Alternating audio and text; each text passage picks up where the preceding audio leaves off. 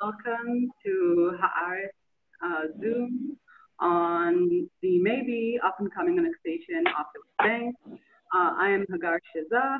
I am the West Bank correspondent for Haaretz. With me is Puri, our other third correspondent, and Noah Landau, our diplomatic correspondent. Good evening, everybody. Good evening. Do you hear me?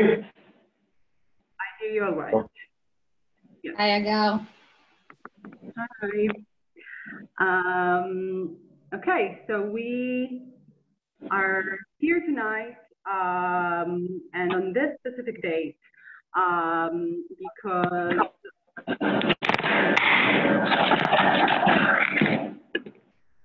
Jackie, is that you? Okay. So we have set up this for tonight because Netanyahu has set July a deadline, we could say, in which the decision regarding annexation can be brought to vote in either the government or the Knesset. We kind of had deadline that's not really a deadline. People are saying that there is a lot of echo and feedback. Jackie, could you try and mute your microphone? Now, do you hear me now? Yes, I hear you, but I think it will be helpful if you mute while I talk. Okay, because I don't hear you very well. I tried with my ears and I know something. Oh, okay, I tried. Okay. Okay, I'm trying to see what our viewers are saying, whether they are hearing us better or not. Okay. Okay. So thank you all for the feedback. Okay, I think. Yeah, wait, sorry, I'll just briefly. Jackie, נראה לי שצריך לשים על mute את המיקרופון. Jackie, I'm just telling him to mute the microphone. Okay, but apparently people in the UK can hear me all right. Okay, so thanks again for joining us, everybody. This is Haaretz Zoom on annexation. And the reason, what I started saying is that the reason why we decided to do this Zoom on this particular date is because Netanyahu basically said that from July 1st, which is in 2-3 days, a decision regarding annexation of the West Bank can be brought to vote in the Knesset or in the government, which makes it a weird deadline because on the one hand, we have a certain date that we are all looking at. On the other hand, it's a date from which something might happen, but it can, it can also happen much later. It can also never happen. So what we'll do here tonight, I think, is we'll try to talk a bit about what's at stake. If an annexation actually happens, how it will affect people's lives, and what are the different positions in the international community, Palestinian community, Israeli community, and we'll get more and more into these different aspects. So I think maybe I will maybe start with a short intro, just to talk about what we talk about when we talk about annexation, because I think that the biggest question everyone has at this point is what actually stands on the table? What's actually on the table? Are we talking about annexation of 30% of the West Bank, which is what the Trump plan kind of proposed? Are we talking about something much smaller? Some suggested that it could also just end up with annexation of Ma'ale Adumim, which is one city, a suburb of Jerusalem. Are we talking about the Jordan Valley, et cetera, et cetera? So I think it's important to note that no one really knows what we're talking about when we're talking about annexation at this point. I think we had some indications of where things are headed. But I think that's kind of a good starting point for international audience to understand that we don't actually know. That being said, whichever part of the West Bank is being annexed, if anything is annexed at all at the end, it would surely affect and change the lives of Palestinians and Israelis. So I wanted to maybe start with you, Jackie. If you could kind of discuss how do you think that an annexation would change the lives of Palestinians in the West Bank?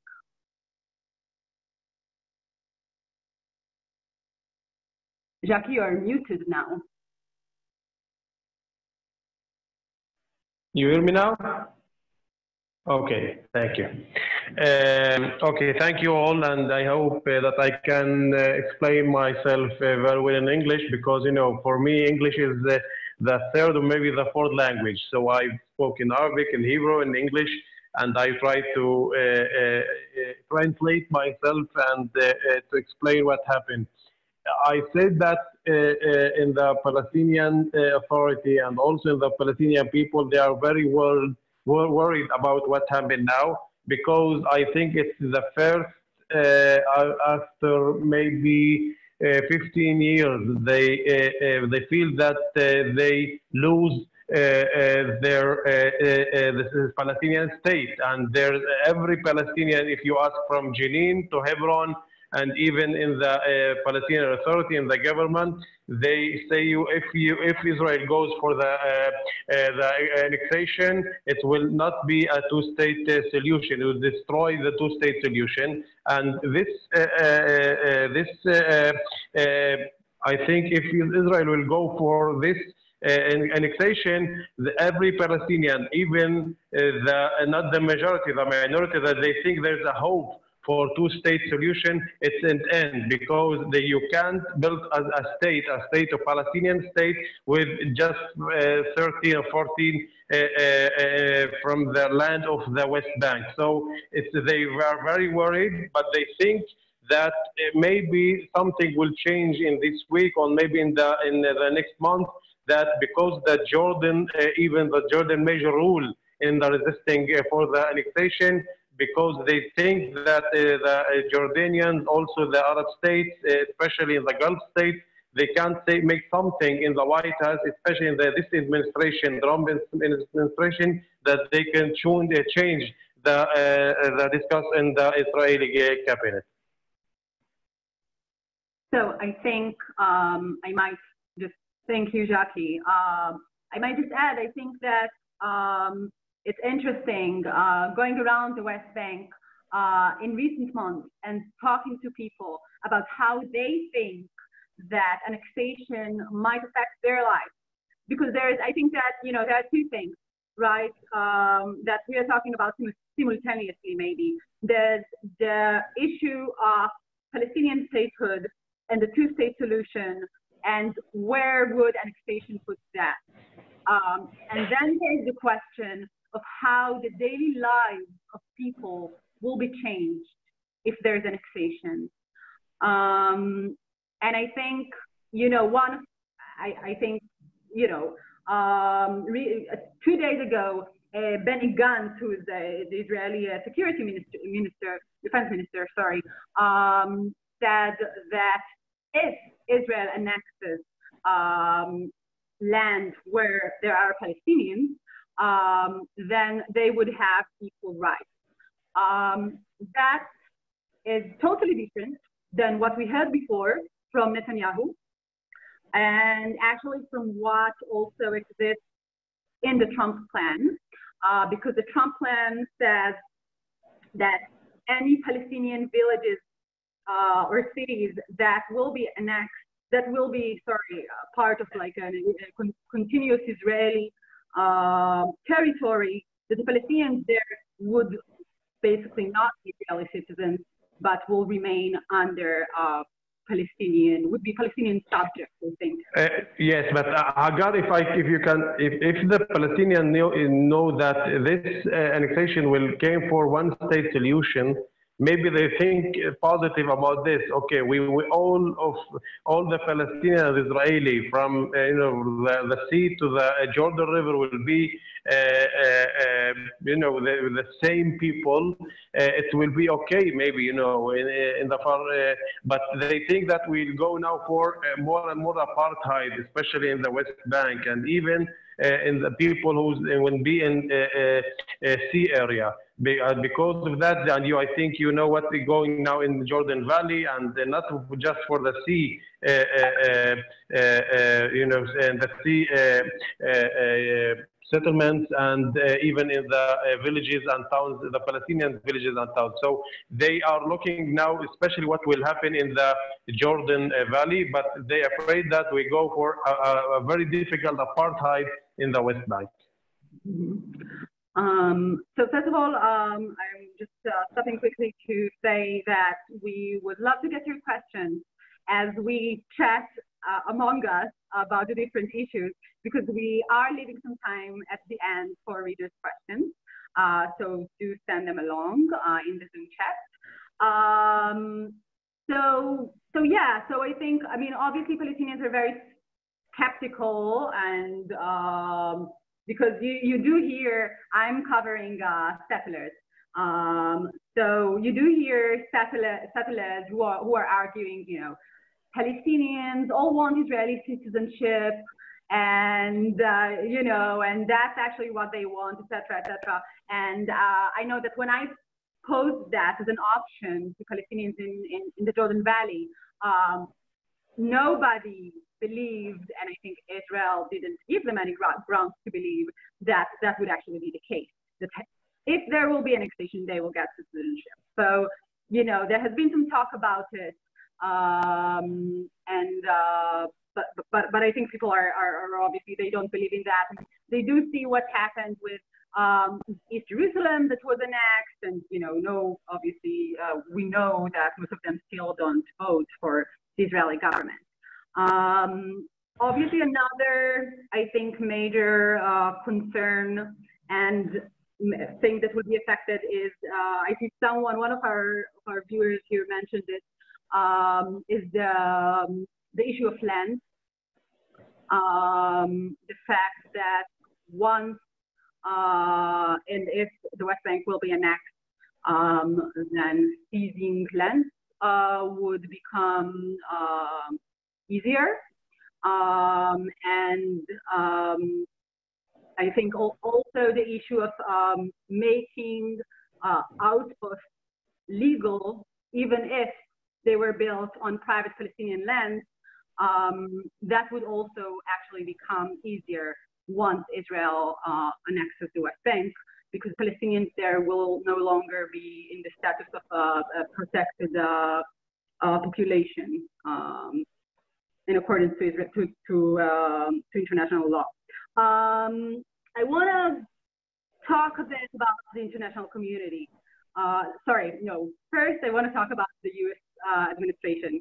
We have Noah Landau here, who's been very quiet so far. Hi, everyone. I was waiting politely. Sorry. Hi, everyone.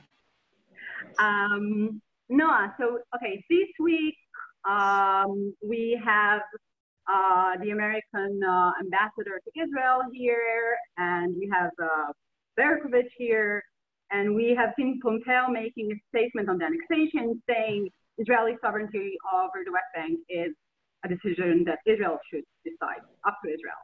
I wanted to kind of ask you, how do you maybe map the different approaches within, if there are different approaches within the U.S. administration, and where do we stand now?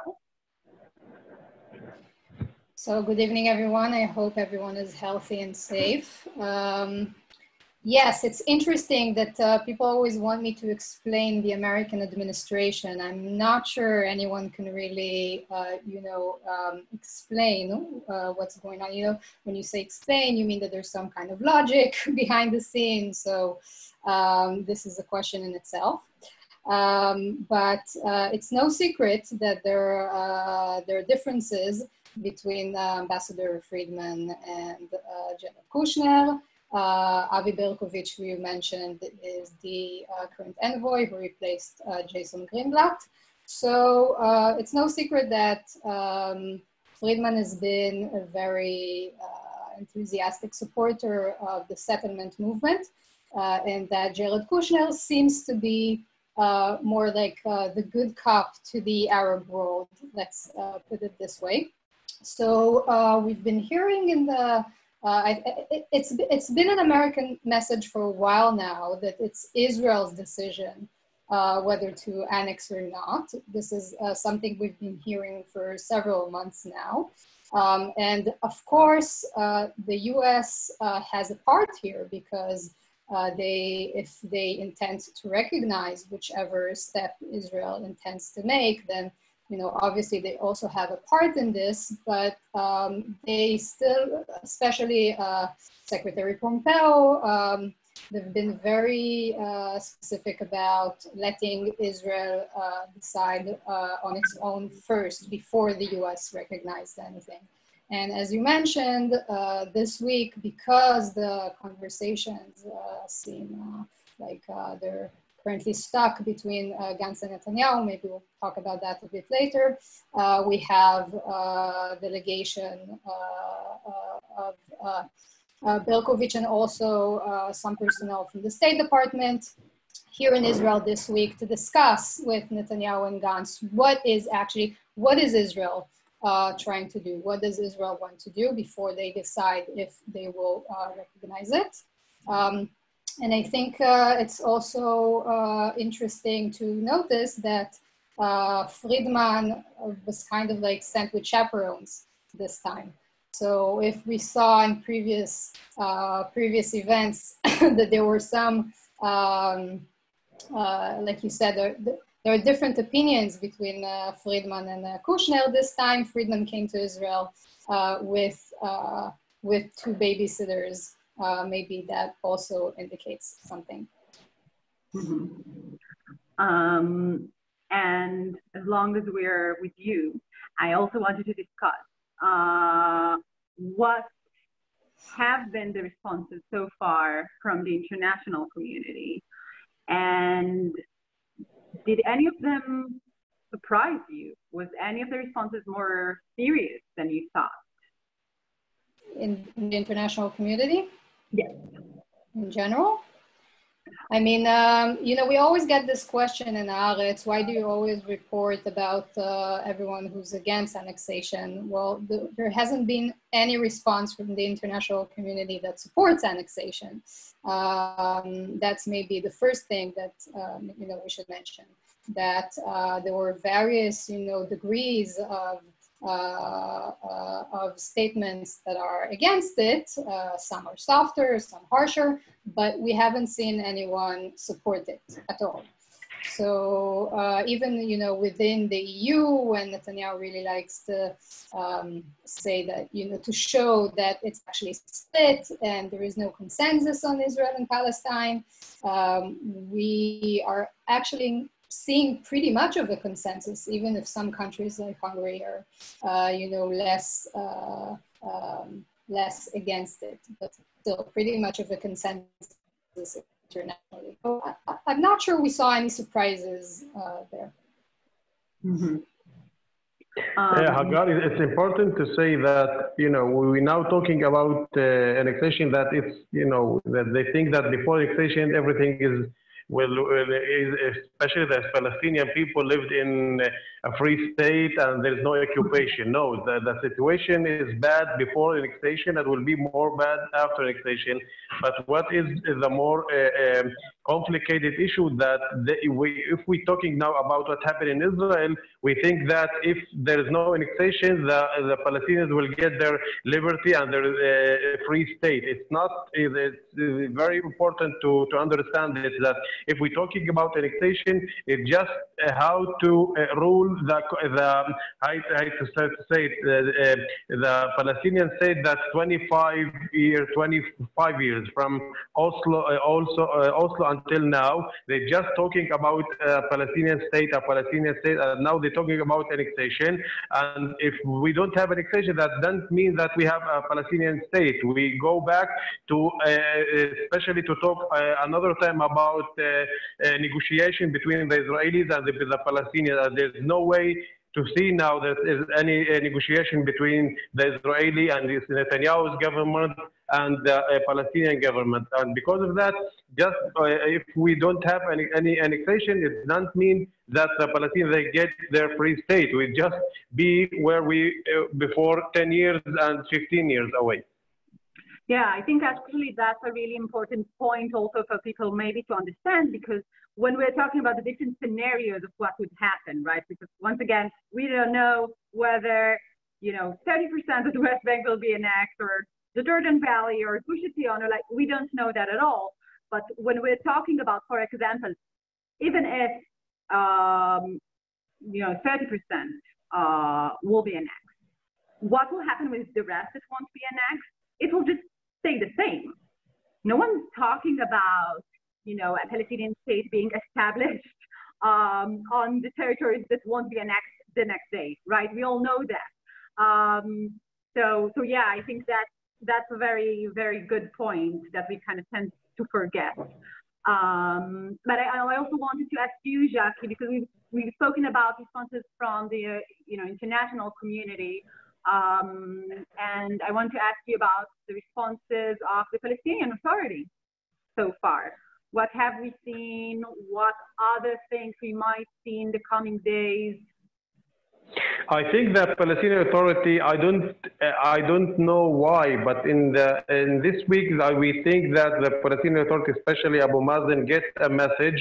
I think what we heard in the weekend that Yossi Cohen, the head of the Mossad, was in Amman, and and after he met the king, the foreign minister Ayman al-Safadi came to Ramallah and talked to Abu Mazen. He came not to talking with Zoom or telephone. He came with his chopper to Ramallah, and we think that the Palestinians get a message that something will be okay. That they go not going for a full annexation, maybe something in the big settlement, but I think also that the Palestinian leadership don't know how the people will respond if Netanyahu said okay in 1 week from now, in 2 days, or in next week or next month, that he will go for the annexation.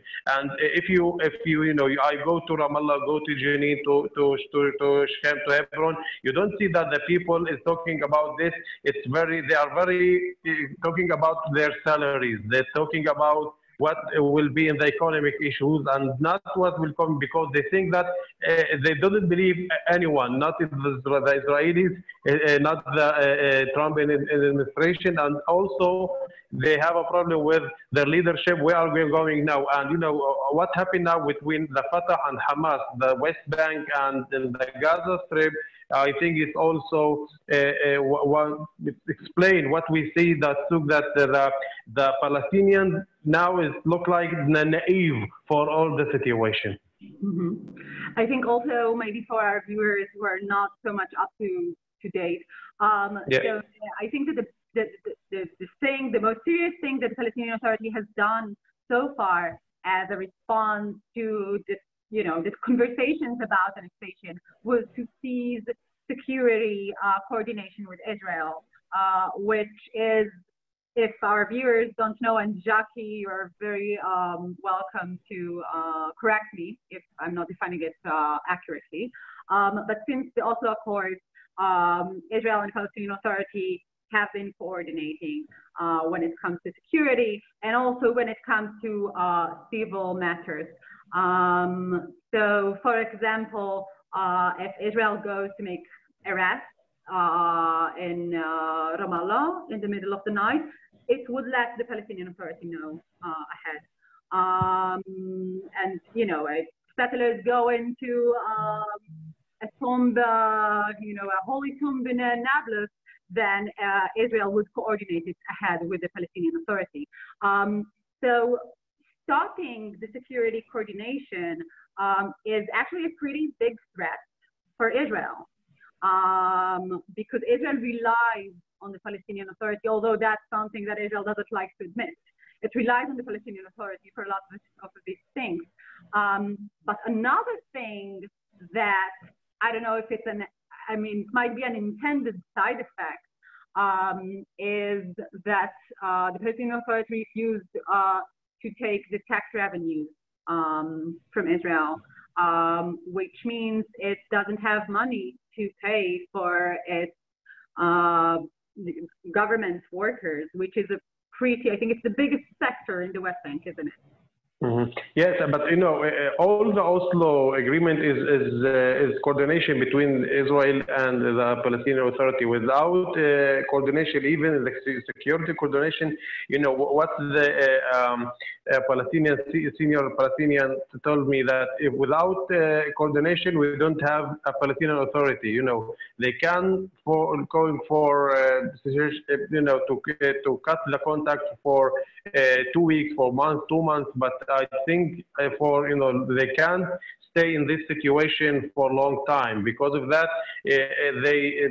I think they think that something will be in these 2 weeks, just to freeze everything, and maybe they were waiting for the the White House election in November.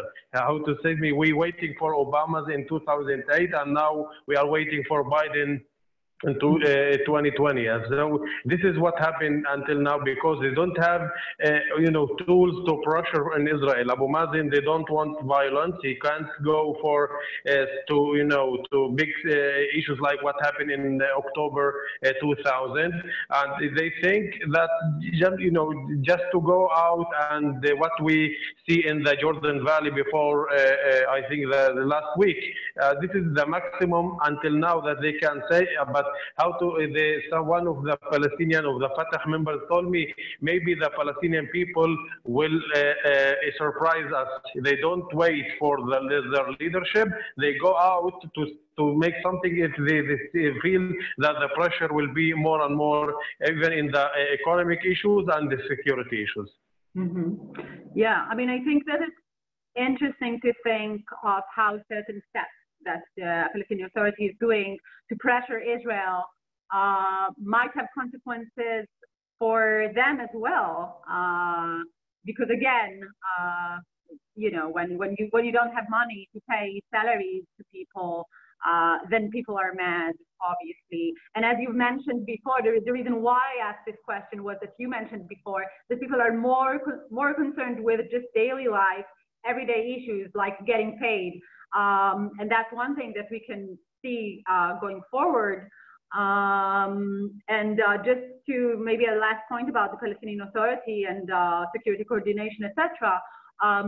It was published yesterday in Israel's national broadcast that the Palestinian Authority threatens that moving forward, if the annexation actually moves forward, it would collect all of the guns and arms.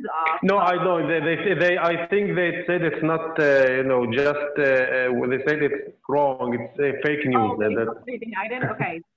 So it doesn't matter. But so forget what I said. Okay, I want to maybe quickly, because I want to talk about Gaza and Hamas, but I want to maybe move to Noah for a minute and talk a bit about the Gantz-Netanyahu dynamics here, because one of the things we've heard from the American administration is that they want the Israeli administration to agree on whichever step they're taking. And it has seemed until a certain point that that's not the case. Noah, can you tell us a little bit more about that, and where do you think that these two stand at this point? Well, the relationship is not good. This is obvious. I don't know if someone saw today, but there's been a very awkward incident at the beginning of the weekly cabinet this morning, when Gantz wanted to say something to the press, but Netanyahu's people told the press that they can go after Netanyahu is done talking himself. So it was very awkward. And you can really see from also the personal dynamic, these kinds of incidents, but in general, just on the issues themselves, that these two are really not the best partners. The Prime Minister and the Internet's Prime Minister. So I don't know exactly how long this will last, but it doesn't look very promising, that's for sure. And annexation is only one issue that they don't necessarily agree on. And I'm not even sure the one that they most don't agree upon. I mean, I think that from what we heard from Gantz in recent weeks, it sounds like they're actually getting a little bit closer, trying to find the best scenario that they can both that they could both agree on when we talk about annexation. There are apparently 4 scenarios on the table. And one of them, you know, it goes from the full, whatever the Trump plan really allows, which is the full 30%, to a much more what they call symbolic, whatever it means, scenario, which sounds like maybe just annexing or applying the Israeli law to the settlements themselves and specific settlements. Or maybe something more along the lines that you mentioned of Ma'ale Adumim, or something along the, which maybe some of our viewers know more like as an E1 area, and maybe something around Gush Etzion, which means that I personally think this will be the most difficult scenario for the international community and world Jews also to respond to, because this will have 2 effects. First of all, the world will kind of say, phew, okay, we're not doing this, you know, big annexation plan. We're going on a much smaller scenario. We made it, you know, Israel was cornered, the international pressure succeeded. And here we have this much smaller catastrophe, and it will be kind of like, you know, kind of like this few environment that, you know, the bigger option is off the table. And also it will be much harder to respond to it, because the question will be, what did actually happen? I mean, apart from the symbolic, emotional effect that it will have for settlers and many Israelis, and also on the other side, what will actually happen on the ground? Because Jackie said, you know, rightly so, that what we call the creeping annexation already exists. Israel is already annexing the settlements from many aspects. So the question will be, how will the world respond to such a symbolic act that will be very difficult to point how it actually changed something on the ground? So I think this is actually a much more dangerous scenario. Mm-hmm. Mm-hmm. And it's very important to say that even with the way in English now, that if you talk up with the Palestinians, even the Palestinian leadership inside the room, and that's for on record, they can tell you that all the administration from even in Barack Obama and Trump and before that, and also the international community, they just wanted to manage the conflict for decades. There's no, I think, this is what we see now in these years. If, you know, we don't have peace, we don't have peace talks, we don't have any negotiation from 2008 maybe until now. And it's, you know, everyone it's arranged it, but okay, we manage the conflict. Talking about 2-state solution, maybe will be in 10 years, maybe in 15 years, nobody. But when we talk about annexation, all the world stops, something is wrong. No, it's very important to say that the occupation is occupation. With annexation was not annexation. And the Palestinians also see like that, okay, if you tell us now there will not be any annexation, what that mean after that? We go to negotiate and 67 borders, or no, just talking about what we have seen from 2008 until now. just building in the settlements, and we live in occupation and apartheid, but nobody talk with us about borders. Just we talking. If you think for a minute, nobody talk about Jerusalem, nobody talk about borders, nobody talk about refugees, nobody talk about water. Just talking if we have any annexation or not annexation. And okay, if we said no annexation and there's something going, in the White House and Kushner and the Arab states, and okay, there's no annexation. What the next step will be, nobody knows. Mm-hmm. Yeah, I think, by the way, Jackie, there was a poll, an opinion poll that was published earlier this week by the Palestinian Center for Policy and Surveys, if I'm saying the name correctly. And one of the things that I found to be quite pessimistic, I think. First of all, most Palestinians, the vast majority, said that they believe that this Israeli government will in fact annex the West Bank, which might not be very surprising. But another thing that actually doesn't surprise me, but kind of shows the pessimism of Palestinians at this point, was that most didn't even believe that in case of annexation, Jordan or Egypt will recall their ambassador. Even that. So I'm just saying, I think, maybe first of all, maybe if you want to talk a bit more about Jordan, where Jordan stands on this, but also about, I think, the Palestinians kind of feeling that no one really cares at this point, and even they don't expect even from Jordan to do much. No, Jordan plays a major role in resisting the annexation as far we know, because the Jordanians believe that if the Palestinians in the West Bank understand there's no two-state solution, and it's for the Jordanians, it's not just for the Palestinian rights.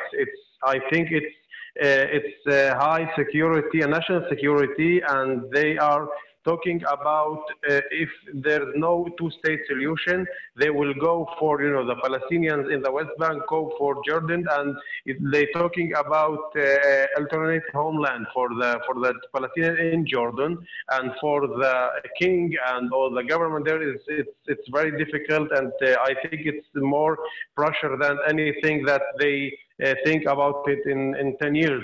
Because of that, we see that the Jordanian government, and especially the King Abdullah, is talking for the Americans, for congressmen, for all the leadership in Europe, and he is tried, I think, is successfully with success with the Gulf states, especially Saudi Arabia and the Emirates and all these states, and they can push even with the Egyptian government, a Sisi president, to go to and say to the President Trump and Kushner, stop it now, because it's just not that the Palestinian Authority here is in the table. It's our national security, especially in a state like Jordan, and I think that Jordan plays, that what I said, a major role in the resisting of the annexation.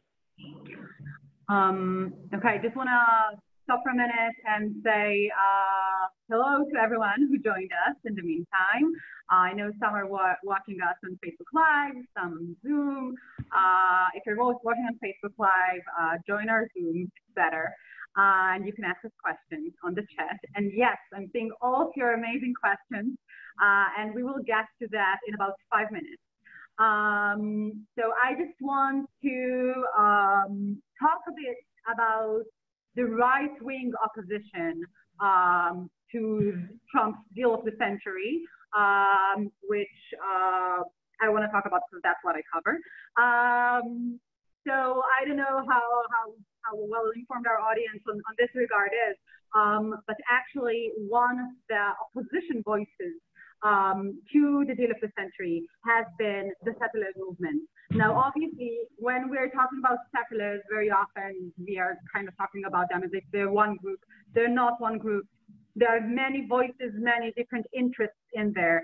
But what there's Yesha Council, which is considered to be the settler leadership.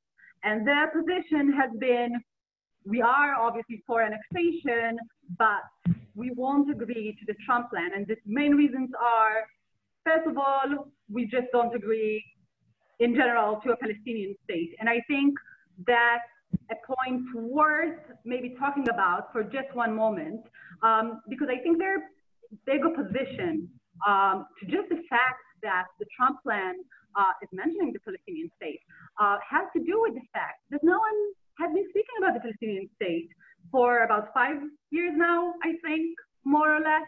It has been completely off the table. And, you know, the Trump administration, I mean, we just haven't seen that. And so I think that their first opposition is kind of like, we thought that's already off the table. We thought, you know, a Palestinian state is not something we're talking about anymore. And here Trump brings it again. So that's something that they oppose. And another thing has to do with just the math, the conceptual math that Trump has published, the deal of the century, and that's included in the deal of the century, because there you can see that some settlements remain as enclaves in a contiguous, you never know how to say this word, Palestinian land. So that's something they oppose very much. But I think mostly what they have been trying to do, and in my opinion, quite successfully actually, even though they don't agree with me, was to disconnect between the question of annexation and the question of the Trump plan. Because the Trump plan has some prices that they will have to pay.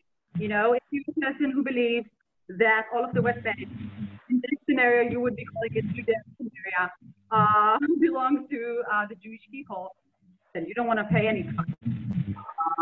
And the Trump plan does have some, I mean, I know that from a lot of the case, does ask them to give up certain things. And what they have been trying to do is to say there is, you know, we have an American administration that won't stop Israel from moving forward with annexation. Why are we talking about the Trump plan? Why are we talking if it's definitely, I mean, if it's necessarily connected? And I think I might be wrong, but in my opinion, at this point, and that actually might that might connect to Noah's point from before. At this point, when we're talking about a smaller scale, that's in a way I think is the success of the movement. We are talking about, you know, for years the Yesha Council, which again is the leadership of the settlement movement in certain aspects at least, had a campaign saying first annex Ma'ale Adumim. And for years, no one thought that it would happen. And now, here we are talking about the most likely scenario being that Ma'ale Adumim might be annexed, or anything that, you know, that resembles this sort of act. So I think in a way that might be a success, although obviously they would have liked to see a bigger part of the West Bank being annexed, and we'll see. You know, we'll see at the end. Okay, that was a bit of me talking about the right-wing opposition. Let's move to viewer questions. Okay, so first one is for Noah. Madar asks, do you think that this week's ICC ruling will have any impact on whether or not Israel will annex a West Bank territory? Well, first of all, we don't know yet if there is an ICC ruling. Israel is expecting one, and the reason is that they think that they might want to do that before the official annexation date, which was supposed to be July 1st, but I don't know if many of you, you know, been in Israel. Dates are not always dates. The time is not always the time. So don't count on July 1st as, you know, a very specific deadline. But this is why Israel is expecting and getting ready for an ICC ruling on its jurisdiction in the West Bank, East Jerusalem, and Gaza. I think that Israel, the question whether Israel will consider the ICC when discussing annexation is something that we're it's kind of behind us already, because it was a consideration. It was something that especially the general attorney was talking about, trying to understand if, what might be the implications if Israel continues to announce that it wants to annex in light of the ongoing pre-trial procedure in the ICC. But I think since it looks that Israel already made its decision, because it is still talking about annexation and the ICC is now deep into pre-trial. So I don't think that this is now still part of the considerations. Mm-hmm. Okay, so we have a couple of questions that have to do with, it's actually Benzion asked twice, I think. Why aren't the Palestinians coming to negotiate with Israel? Wouldn't that put annexation on hold? Jackie or Noah, take it away. Well, first of all, let me recommend an analysis that our editor-in-chief, Aluf Ben, just wrote, I think it was 2 weeks ago, specifically on that question. So maybe someone can just maybe provide a link here in the chat, or you can just look it up on Haaretz.com. But this was an analysis that addresses, this specific question: what will happen if Abbas just phones Trump and says, "Okay, I'm willing to talk"? Look, this is very theoretical, and Jackie, I will let you, to represent the Palestinian point of view on this issue. But I think it's interesting to see that,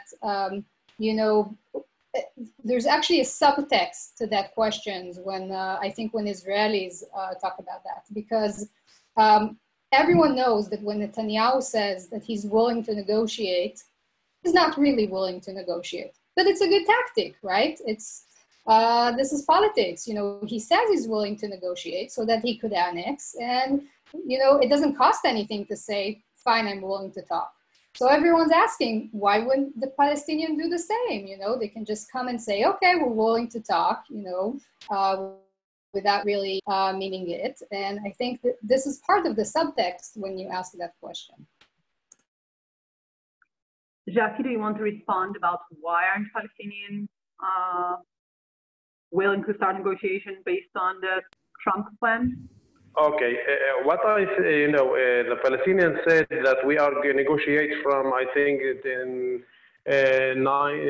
25 years ago, and they started to negotiate.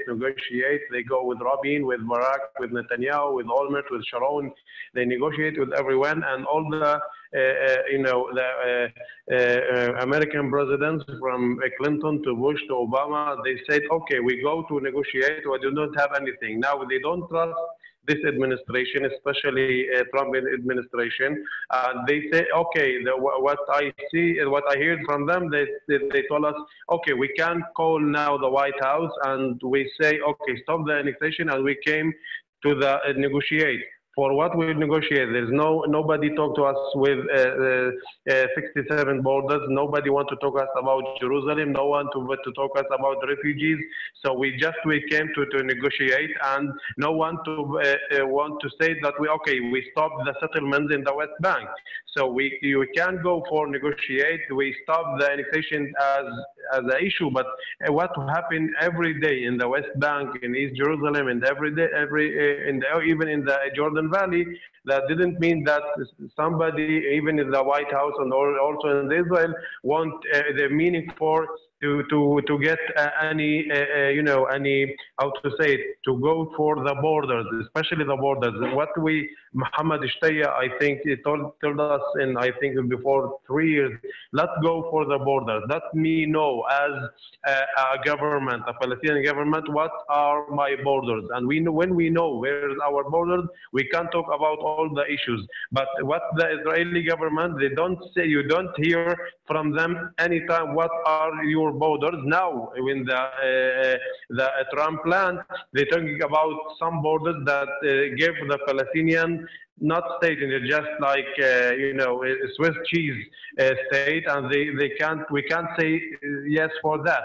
So I think that what the Palestinian Authority said, and especially the President Abbas or Chairman Abbas, he said, okay, let's go for that, you know, Europe, China, Russia, and the United Nations. We will go together for,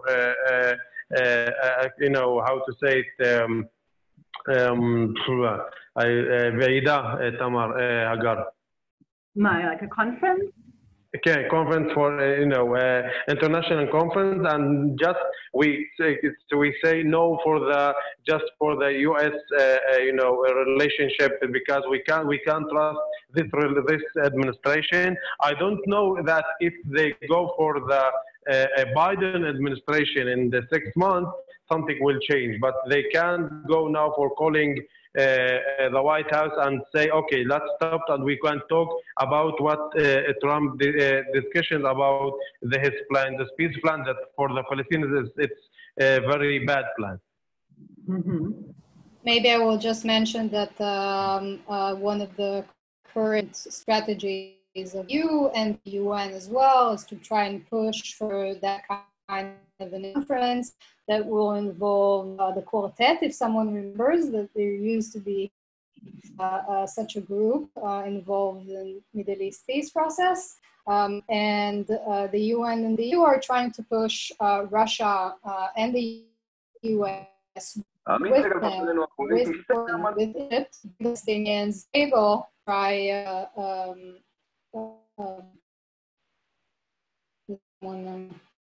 sorry, I heard some.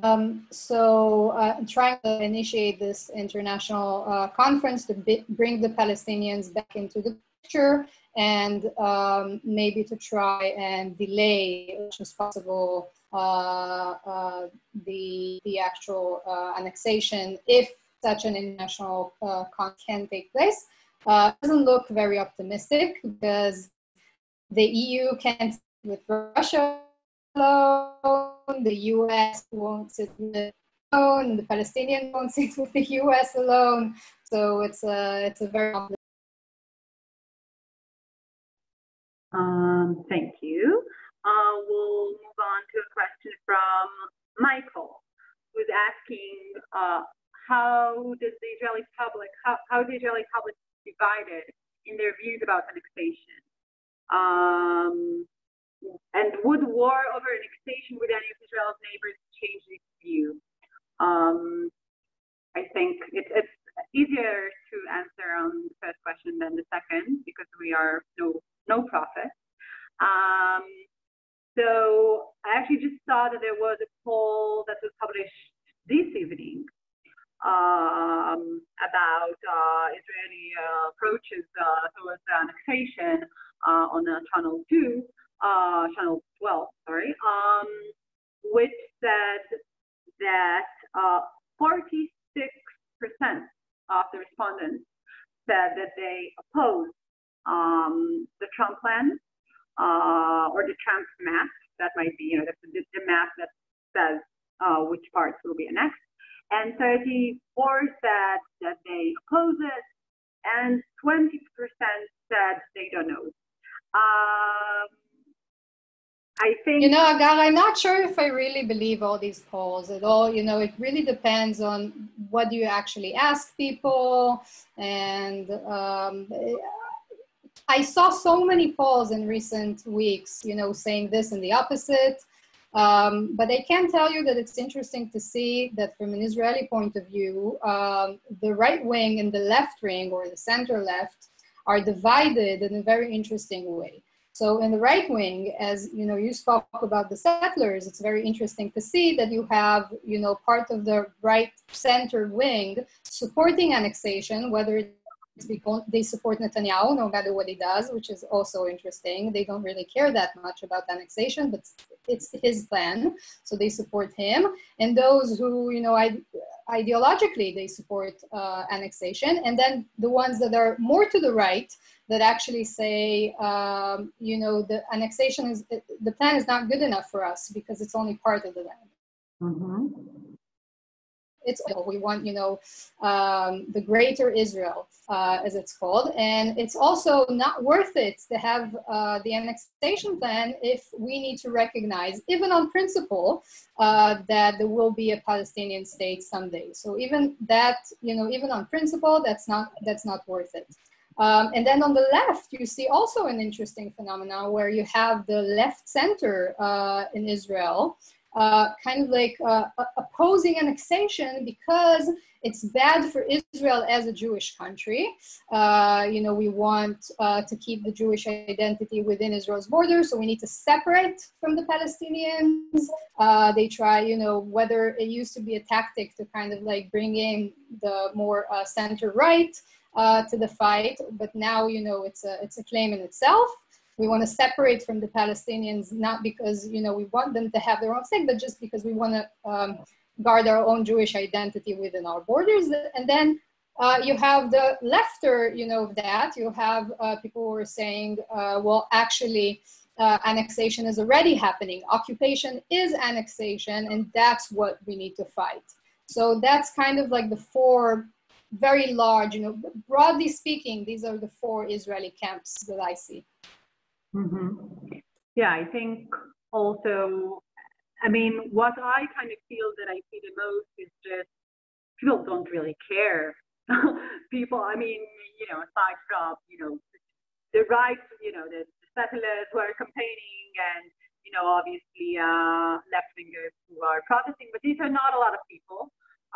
Most people that I know who are not very political don't even know what annexation means. It doesn't, they don't think that it will affect their everyday life. I did see some arguments from the center left because I was covering the process last week, which was actually very small, quite small. So it was a couple of like 400, 500 people. And one of the arguments they had there against annexation was that we are in a time of financial crisis because of the coronavirus crisis, and therefore, even if you want to annex, this is not the right time. So you have all of these types of arguments. So I think that answers Michael's question, I hope. So we have more questions from our viewers.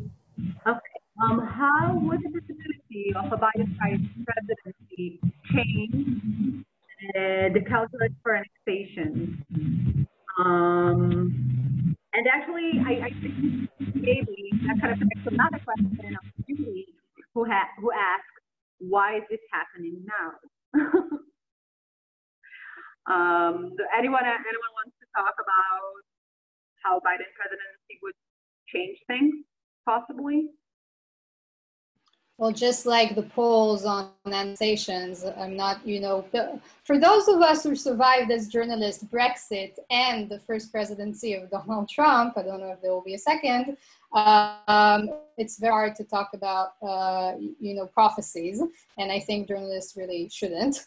But what we hear now from Netanyahu's entourage is that there is some degree of concern whether, if the polls in the US are correct and we will see, Biden replacing Trump, then there will be consequences of annexation, because his administration will not recognize whatever Trump's administration will recognize. It's very reversible. And the fact that it's very reversible makes Netanyahu's people look at these polls and say, okay, we need to think about that on some level.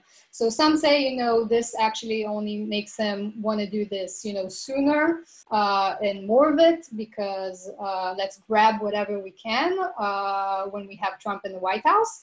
And some others in his entourage say that this might be a mistake because it is reversible. Yes, but you heard me? What I want to say that in 2008, when I was in the States and in Washington, D.C., when Barack Obama elected, I remember that 15 journalists from the Arab world, we go out and we see how everyone is celebrating, especially the Palestinians and the Arabs who was there in the United States. and they think that everything will be okay. And in 2 years, we have in the Palestinian state, and it will be peace in the Middle East. And you know, Obama left office, and nothing will nothing go on. Now they hope that what we hope that Biden will change something, and I will say it in very shortly. What I heard from one American guy, I think he was maybe he was in the intelligence or something. He said when Obama elected, he said, okay, you are celebrate because the black president and you think that the world will change. But remember that it's a black president, the same White House. So I think it will be, I don't know how Biden will change something, but what the Palestinian leadership now, they're hoping just for that Trump leave office, and maybe with Biden something will change. But I think that a very important issue here that inside the United States, that something will change in the American, and how to say, the American people looks for this conflict between Israeli and the Palestinians, and they believe and push and their leadership to make something to change, not just managing the conflict, but we go for the two-state solution. Mm-hmm. Yeah, I mean, I can just maybe add to that quickly from my perspective, from a perspective of covering the settlers, that the settlers who do support the deal of the century, and there are these voices, mostly of settlers who are like mayors of the bigger settlements that are more suburbs and closer to the green line. What they're saying is exactly, you know, we have Trump now in the White House. That's the time to do stuff, because it can never know what after the next American election. And if we do take the Trump stand, then maybe even if Biden is elected, the discourse would change so much that we won't be at the same starting point with Biden as we are today, or as we have been in the past. Okay, it's 10 p.m., so that means our time is up. Thank you, everyone who joined this Zoom. This is our Zoom about the maybe up-and-coming annexation of the West Bank. I'm Hagar Shizaf, West Bank correspondent. With me, Jackie Khouri, Arab Affairs correspondent, and Noah Landau, diplomatic correspondent. Please follow our coverage on Haaretz.com. Yeah, thank you so much for joining. Thank you, Hagar.